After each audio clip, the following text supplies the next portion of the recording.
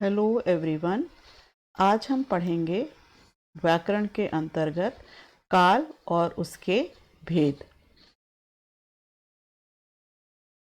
यहाँ पर 3 वाक्य लिखे हुए हैं। सबसे पहला वाक्य है मैं पत्र लिख चुका हूँ। दूसरा वाक्य है मैं पत्र लिखता हूँ। और तीसरा वाक्य लिखा है मैं पत्र लिखूंगा। अब इन तीनों ही वाक्यों में देखिए तो कर्ता और क्रिया एक ही है। यहाँ तक कि इसमें कर्म भी एक ही है। जैसे मैं कर्ता हो गया, पत्र कर्म हो गया आपका, और लिखना यहाँ पर क्रिया है। लेकिन यहाँ पर जो कार्य किया जा रहा है यानी पत्र लिखने का कार्य, उसका समय अलग अलग है। अर्थात क्रियाएं अलग अलग समय में हो रही हैं। और यह समय हमें कैसे पता चलता है? यह समय हमें लिख चुका हूँ, लिखता हूँ एवं लिखूंगा के कारण पता चल रहा है। तो इस प्रकार से क्रिया के समय को दर्शाने को ही काल कहते हैं, क्योंकि वास्तव में काल का अर्थ होता है समय। अतः काल की परिभाषा दी जा सकती है कि क्रिया के जिस रूप से कार्य के होने का समय अर्थात क्रिया कब हुई इसका पता चले, उसे काल कहते हैं। आइए देखते हैं कि काल के कौन कौन से भेद होते हैं। तो काल के 3 भेद होते हैं। सबसे पहला भेद है भूतकाल, यानी कि आपकी क्रिया हो चुकी है। वर्तमान काल अर्थात क्रिया अभी चल रही है। भविष्यत काल यानी कि क्रिया अभी होगी। तो आइए थोड़ा विस्तार से पढ़ते हैं। तो सबसे पहले भूतकाल। भूतकाल 2 शब्दों के मेल से बना है। पहला शब्द है भूत और दूसरा शब्द है काल। भूत का अर्थ होता है बीत गया और काल का अर्थ है समय। तो यानी भूतकाल का अर्थ हो गया कि जो समय बीत गया हो। तो यानी वाक्य में क्रिया के जिस रूप से बीते हुए समय का बोध हो उसे भूतकाल कहते हैं। अब बात आती है कि आप भूतकाल की पहचान कैसे करें। तो भूतकाल की पहचान करने के लिए हमें ध्यान रखना होगा कि सामान्य रूप से वाक्यों के अंत में था, थी, थे तथा क्रिया के साथ आ, या, ई, ए आदि लगा होता है। तो चलिए इसको हम उदाहरण से समझते हैं। यहाँ पर कुछ उदाहरण लिखे हुए हैं, इसको पढ़ते हैं। तो सबसे पहला वाक्य है यहाँ पर रमेश बाजार गया। अब यहाँ पर क्रिया क्या है आपकी? गया। और उसमें देखिए तो आप लगा हुआ है या। तो यानी कि ये जो वाक्य है आपका भूतकाल का वाक्य है। दूसरा वाक्य मैं देहरादून में पढ़ता था। तो यहाँ भी क्रिया के साथ था लगा हुआ है, तो ये वाक्य भूतकाल का है। राम ने रावण का वध किया था। बच्चे खेल रहे थे। नेताजी ने भाषण दिया। अकबर ने पुस्तक पढ़ी। राम खाना खा चुका था। हरीश ने गाना गाया होगा। तो इन सभी वाक्यों से ये पता चलता है कि इसमें जो भी क्रियाएं हुई हैं वो सारी क्रियाएं हो चुकी हैं। तो इस वजह से ये सारे ही वाक्य आपके भूतकाल के उदाहरण हैं। तो अब दूसरा काल देखते हैं। दूसरा काल है आपका वर्तमान काल।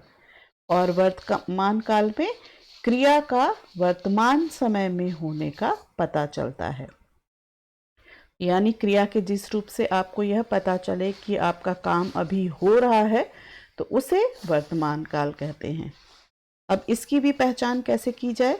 तो इसकी पहचान के लिए हमें ध्यान रखना होता है कि सामान्य रूप से वाक्यों के अंत में है, हैं, हूँ, हो आदि का प्रयोग किया जाता है। तो इसका भी उदाहरण देखते हैं। पहला उदाहरण है, मोहन किताब पढ़ता है। बच्चे मैदान में खेलते हैं। पिताजी समाचार पत्र पढ़ रहे हैं।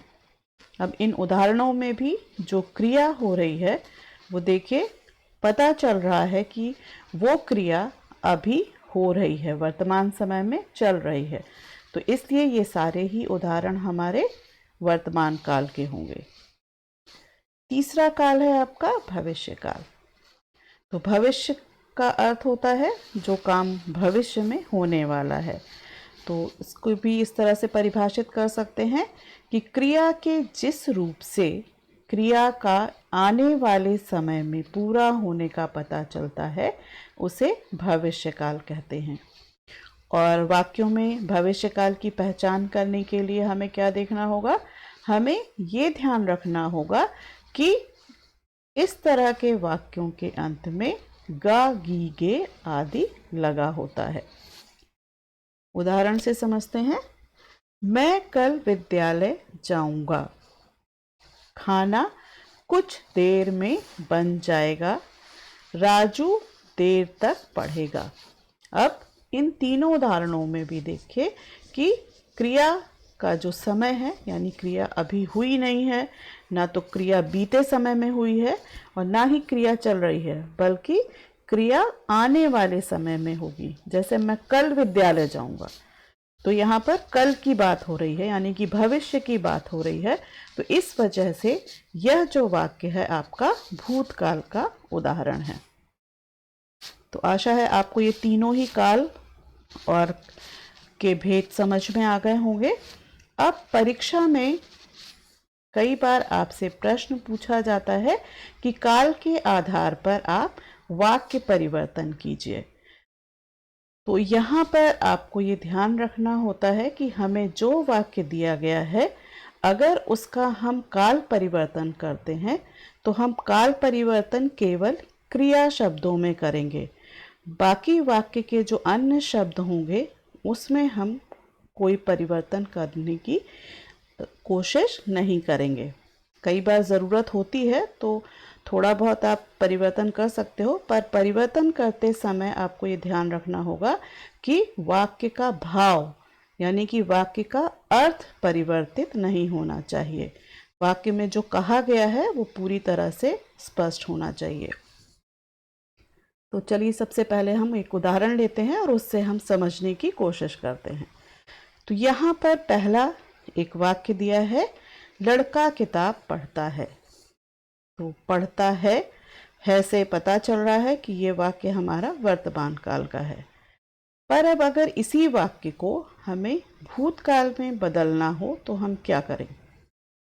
तो इस वाक्य को हमें भूतकाल में बदलने के लिए क्या करना होगा कि जो हमारी क्रिया वर्तमान काल की है उसको हम भूतकाल में बदल दें। तो भूतकाल में बदलने के लिए पढ़ता है तो पढ़ता था भी आप कर सकते हो, और या आप यहाँ पर ये भी लिख सकते हो कब किताब पढ़ी। तो जैसे कि यहाँ उदाहरण दिया है कि लड़के ने किताब पढ़ी। आप इसका दूसरा वाक्य भी लिख सकते हो, यहाँ लिखा नहीं है कि लड़का किताब पढ़ता था। अब अगर इसी वाक्य को हम भविष्य काल में बदलें तो क्या होगा? तो इसमें भी हमें जो पढ़ना क्रिया है उसका हमें भविष्य काल में परिवर्तन करना होगा। तो आपका वाक्य हो जाएगा, लड़का किताब पढ़ेगा। परीक्षा में इस तरह से प्रश्न आता है, उसका भी हम उदाहरण देख लेते हैं। प्रश्न आपका आएगा कि निर्देशानुसार वाक्य परिवर्तित करें। तो यहाँ पर आपको एक वाक्य दिया होगा और आपको निर्देश दिया होगा कि उस वाक्य को आप किस काल में परिवर्तित करें। तो पहला यहाँ पर उदाहरण है, सब लोग शाम को चाय पीते हैं। और इस वाक्य को हमें भविष्यत काल में परिवर्तित करना है। तो इसका उत्तर होगा, सब लोग शाम को चाय पिएंगे। यानी जो क्रिया थी पीते हैं, ये क्रिया वर्तमान काल की है, तो इस क्रिया को हमें भविष्यत काल में चेंज करना है। तो भविष्यत काल में चेंज करने के लिए हमें क्या करना होगा, वहाँ पर आपको गा गी गे का प्रयोग करना होगा और आपकी वो वाक्य भविष्यत काल में परिवर्तित हो जाएगा। चलिए देखते हैं अब दूसरा उदाहरण। यहाँ पर दूसरा उदाहरण दिया हुआ है, हम लोग शाम को बाजार जाएंगे। अब इस वाक्य को भूतकाल में बदलना है। तो अब भूतकाल में बदलने के लिए हमें क्या करना होगा, जो जाएंगे क्रिया, उस क्रिया को हमें भूतकाल में बदलना है। तो यहाँ पर वाक्य हो जाएगा, हम लोग शाम को बाजार गए। इसको इस तरह से भी लिख सकते हैं कि हम लोग शाम को बाजार गए थे। अब देखते हैं तीसरा उदाहरण। तीसरा उदाहरण दिया है यहाँ पर, स्टेशन पर गाड़ी आ चुकी होगी।